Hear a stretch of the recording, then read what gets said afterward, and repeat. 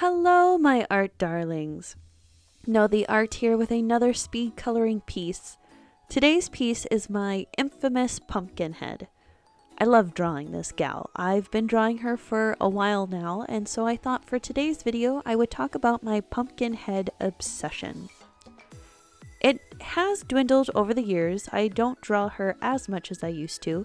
She was also my mascot for the longest time on this channel. I used her in my videos, especially at the end for the end card and the thumbnail. I guess I still have a pumpkin head as my mascot, but in cat form. If you had followed me during the beginnings of my art journey back in 2020, I had started to create a character I dubbed Pumpkinhead. When I started creating this character, I wanted to focus on drawing clothing and learn how to draw clothing properly so to not have to deal with drawing a face and hair. I put a pumpkin on as a head.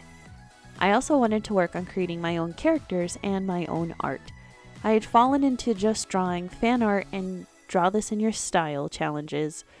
This was a great stepping stone into creating my own pieces of art. I also felt drawn to the pumpkin head because I really enjoyed drawing pumpkins, and I hadn't seen a lot of people or artists drawing them. I also wanted to have a brand to my art account, something that people could recognize when they came to any of my social media pages. Using the pumpkin head instead of an actual face made it a lot easier to focus on my skills of creating different clothing pieces and looks. It took a load off my creative juices because I was just focused on clothing, and Pinterest was helping me figure out what to draw for clothing. I spent hours combing through Pinterest, figuring out perfect outfits to draw along with how to draw all of those clothing pieces. I wanted to get the folds of shirts and pants just right. I wanted to know how to draw shoes. I wanted to know how to draw all sorts of things that had to deal with clothing.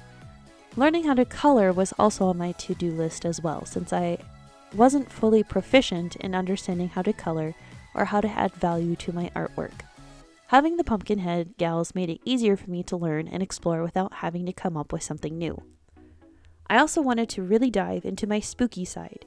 Ever since I was little, I liked spooky things. Even though I was terrified as a child to watch any gory movie, I would still sneak peeks around the corner of a chair or my hands.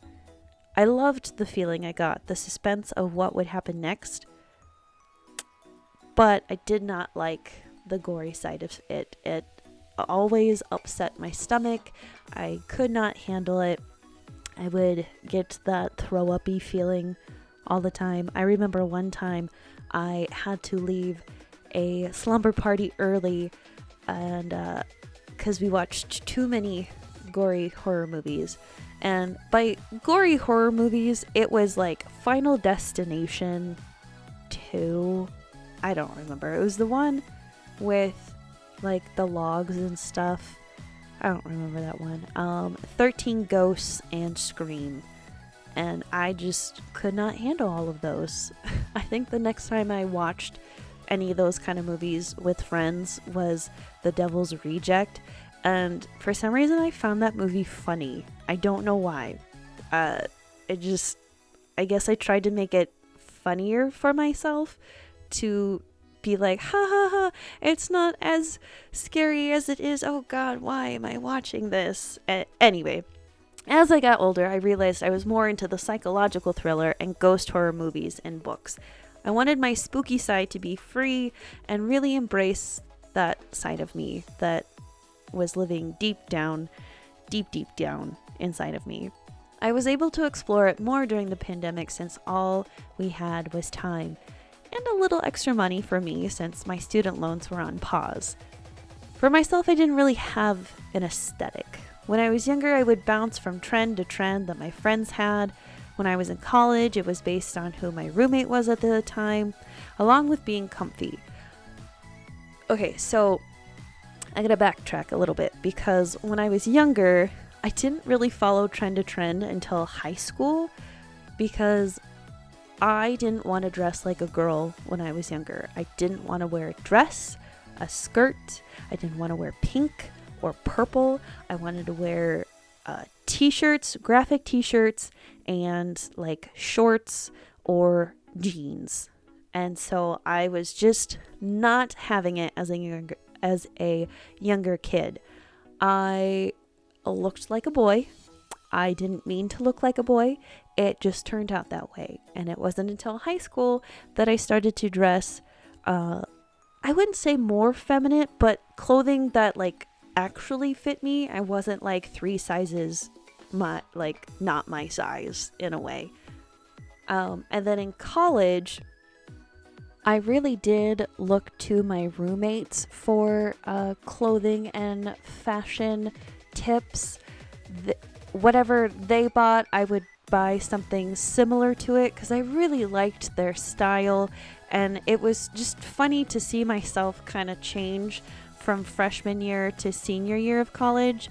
So with my freshman year, I was definitely very much the hipster style look, and it went from hipster to hippie because I got most of my clothes from like Goodwill and other places like that by my senior year, because of course I'm a poor college student and I didn't have anything else going for me. But then when I got my second degree, it was basically nothing but sweatpants and big comfy sweatshirts and graphic tees. I wanted to be comfy as possible for this. I didn't care what I looked like. Sometimes I would have a beanie on or a baseball hat because I just did not care at that point. I was getting my second degree and I just wanted to get done as soon as possible.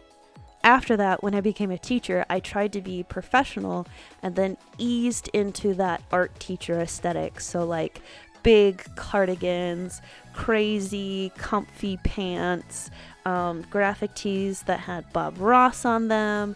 I, again, sticking with that comfy style, but trying to be more artistic in a way, I guess. And as I said, I wanted to explore my spooky side. And so I wanted to dress professionally goth. Not a professional goth, but a goth that is a professional. So during the pandemic, I bought new clothes that would fit with, I guess, more of a goth look. To this day, I would say I am goth adjacent. I like color, but more of a fall/burnt colors like orange and green. The pumpkin head was a way for me to also express myself and testing out clothing items before I bought them. I really got into fashion design and enjoyed putting pieces and looks together on my pumpkin heads of what I would hope to eventually wear in the future. But I also didn't have enough money to purchase, so it was kind of like a dream that I had to wear these clothing pieces. And it's like, I wish I could have these, but in the end, it didn't work out that way. Some things I never got to purchase, which is okay, I guess. You just gotta work out that way. And so, to kind of explain my goth professional look, I would say, is like a lot of black. Shocking, I know, but trying to dress it up a little bit.